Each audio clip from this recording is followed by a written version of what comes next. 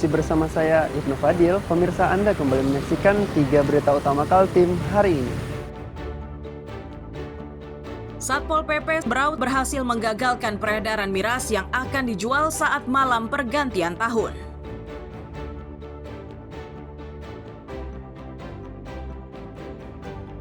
Masyarakat Kabupaten Berau terutama yang berada di pesisir diingatkan untuk lebih waspada atas potensi hujan lebat yang disertai angin kencang.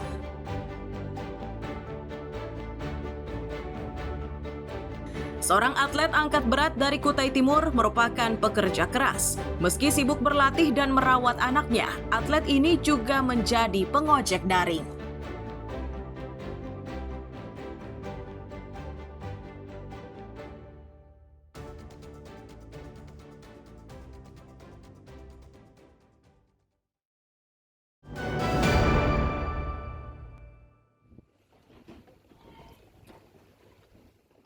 Kalangan nelayan di wilayah pesisir Kabupaten Berau diimbau agar lebih waspada terhadap ancaman gelombang tinggi dan cuaca buruk. Bahkan Badan Meteorologi, Klimatologi, dan Geofisika sudah mengeluarkan peringatan dini terkait kondisi cuaca jelang pergantian tahun. Untuk kesiapan menghadapi risiko bencana, BPBD Berau memastikan telah menyampaikan informasi kepada petugas gabungan, terutama mereka yang berada di wilayah pesisir. Dalam imbauannya, BPBD meminta para petugas agar meningkatkan pengawasan dan pengamanan terhadap masyarakat maupun wisatawan yang berlibur di lokasi wisata, terutama yang berdekatan dengan laut.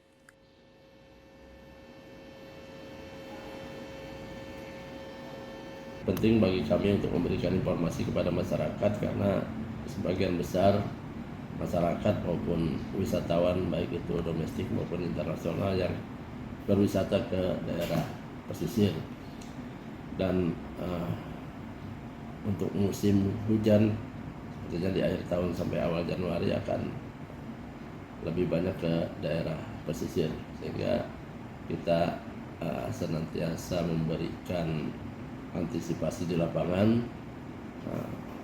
Kemudian kami juga senantiasa berkomunikasi dengan pihak TNI dan Polri untuk melakukan pengamanan. Curah hujan disertai dengan angin di wilayah Berau diprediksi akan berlangsung hingga Januari 2026. Dampak dari situasi tersebut akan menyebabkan gelombang tinggi dan angin kencang. Dua kawasan wisata yang dinilai rentan hujan dengan intensitas tinggi adalah Pulau Derawan dan Maratua. Miko Gusti dan Amir Hamzah melaporkan dari Kabupaten Berau.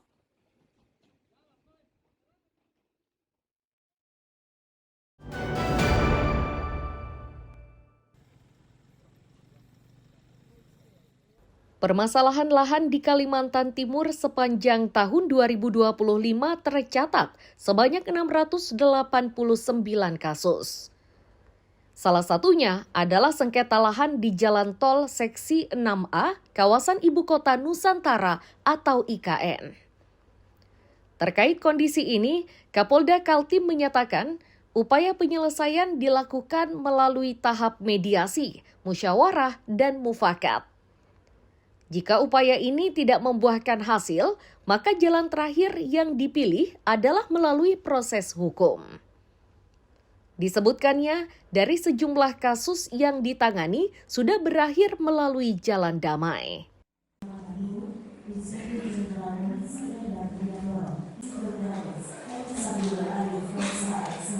Menonjol yang potensial mengganggu keamanan adalah masalah konflik agraria.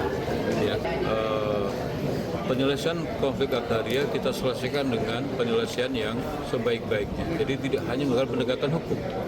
Kalau pendekatan hukum tentunya akan ada kalah dan ada menang. Itu akan berlanjut terus bergulir. Makanya kita coba kemarin dengan treatment kita satu persatu akhirnya kita bisa punya komitmen bersama antara pihak masyarakat, pihak korporasi untuk satu persatu diselesaikan secara musyawarah sehingga nanti clear masalahnya.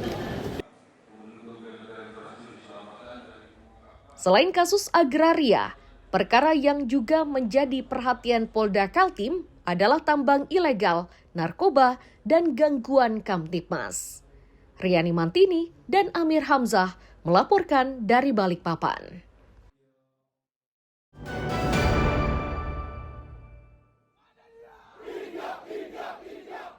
Yel-yel dari ratusan tentara gabungan dari Kodam 6 Mula Warman dan Yon Sipur 17 Ananta Dharma membahana di halaman Kodam Selasa siang. Suasana tersebut terjadi saat para tentara ini akan diberangkatkan ke Aceh untuk membantu penanganan pasca bencana.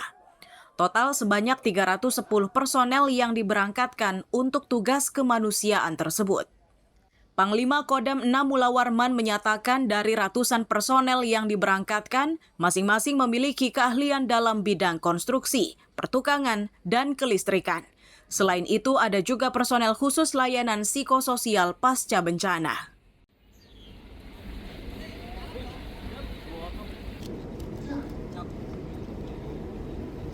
Kemampuan personil yang dimiliki, baik kemampuan dalam hal konstruksi, kemudian pertukangan, kelistrikan, perbaikan jalan, jembatan, fasilitas umum, bahkan dikali dengan kemampuan untuk meningkatkan psikologi kembali baik dan lain sebagainya. Kita siap untuk melaksanakan tugasan di sana. Bagi keluarga tentara, keberangkatan ini menjadi kebanggaan. Meski begitu, ada pula terselip rasa sedih sebab harus berpisah dengan anggota keluarganya. Mereka berharap seluruh personel yang diberangkatkan bisa menjalankan tugas dengan baik dan pulang dengan selamat.